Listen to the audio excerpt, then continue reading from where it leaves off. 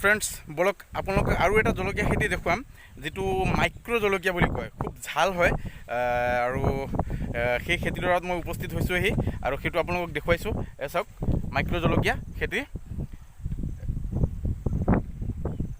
চাওক মাইক্ৰ' জলকীয়া খেতি, কিছুমান ফুলো লাগিছে, কিছুমান জলকীয়াও আহিছে। চাওক বহুত ডাঙৰ মানে এই জলকীয়া খেতিটো, আৰু ইয়াত প্ৰতি বছৰেই হয়।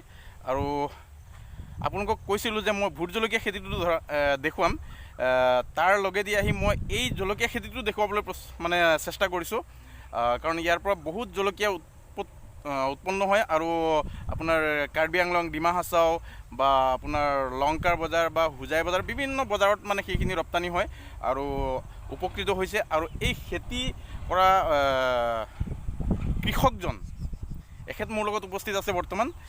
মই এখেতৰ পৰাও কিছুমান জানিম যে আৰু কিমান দিন লাগিব সেই জলকীয়া খেতিটো জলকীয়া পূৰ্ণ পৰ্যায়ৰ হ'বলৈ, আৰু প্ৰতি বছৰে জলকীয়া খেতি কৰি কিমান টকা উপাৰ্জন কৰে সেইটো এখেতে ক'ব। দেখুৱাইছোঁ মই জলকীয়া খেতি। চাওক আৰু অলপ আগবঢ়াই লৈ গৈছোঁ আপোনালোকক। চাওক জলকীয়া খেতিডৰা,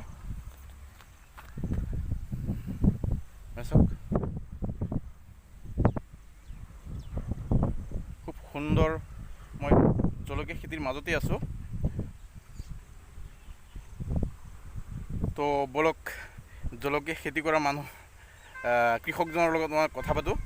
এখেতে খুব সুন্দৰকৈ ক'ব মানে কেনেকুৱা জলকীয়া খেতি কৰে। খুব চমুকৈ এখেতৰ পৰা সুধিম, আৰু ভিডিঅ'টো মই বেছি লম্বা নকৰোঁ, কাৰণ আজিকালি ভিডিঅ'বিলাক মানুহে মোক সুধিছে যে আপোনাৰ এইবিলাক কি ভিডিঅ' বনায়, আপুনি অলপ মানে বাহিৰত যাব লাগে, গৈ পেলাই বিভিন্ন ধৰণৰ সুন্দৰ সুন্দৰ বস্তুবিলাক দেখুৱাব লাগে। তো ৰাইজ মোৰ কথা হ'ল যে সেউজীয়া যিবিলাক দৃশ্য আছে বা মানুহে ক'ৰ পৰা লাভান্বিত হৈছে সেই বস্তুখিনি চাওক, আৰু আমিও নিজৰ ঘৰতে নিজে খেতি কৰি সেই বস্তুখিনি উৎপন্ন কৰি আমি নিজে খাওঁ, দেহাটো সুস্থ থাকিব।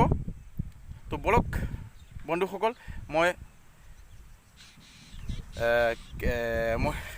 আমাৰ কৃষকজনক মই মাতি দিছোঁ। এয়া মই দাদা বুলি ক'ব লাগিব।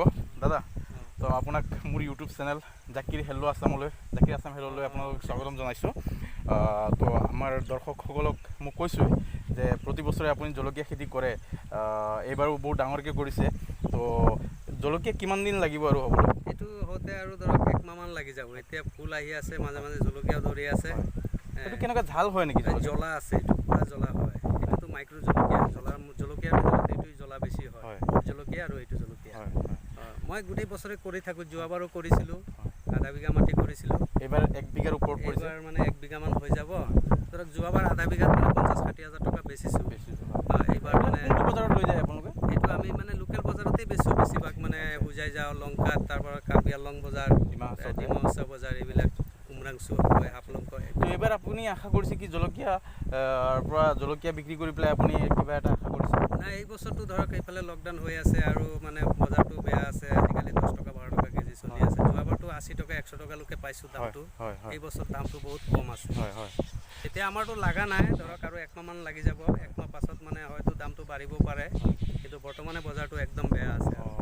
তো ঠিক আছে ফ্ৰেণ্ডছ, এই আপোনালোকে শুনিলে জলকীয়া খেতি কৰি যোৱাবাৰ আপোনাৰ 80 টকা 90 টকা কেজি পাইছে, কিন্তু এইবাৰ লকডাউনৰ কাৰণেও যোৱাবাৰ মানে বিক্ৰী কৰিব পৰা নাই, কিন্তু 80 টকা 90 টকা কেজি বুলি কৈছে, কিন্তু এইবাৰ অলপ কমি আছে। এইবাৰ দামটো কম আছে।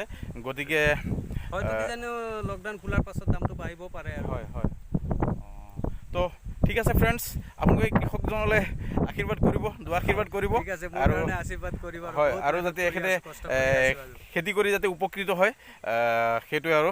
তো থেংকছ ৰাইজ। এখেতৰ আৰু কিছুমান খেতি আছে, মোক মাতিছিলে এখেতৰ মানে খেতিডৰা দেখুৱাবৰ কাৰণে। বিভিন্ন চেনেলবিলাকত দেখা পায়, তেতিয়া ক'লে যে আপোনাৰো ইউটিউব চেনেল আছে, আপুনি আহক, আহি পেলাই আমাৰ খেতিবিলাককো দেখুৱাওক। তো আহিলোঁ ৰাইজ এখেতৰ আমন্ত্ৰণ ৰক্ষা কৰি। তো আপোনালোকক বেছি আমনি নকৰোঁ, মোৰ কাষতে থাকক, আৰু এনেকুৱা ধৰণৰ ভিডিঅ' পাই থাকিবলৈ আপোনালোকে মোৰ চেনেলটো ছাবস্ক্ৰাইব কৰক আৰু কাষতে থকা বেল আইকনটো দবাওক। Thank you so' much.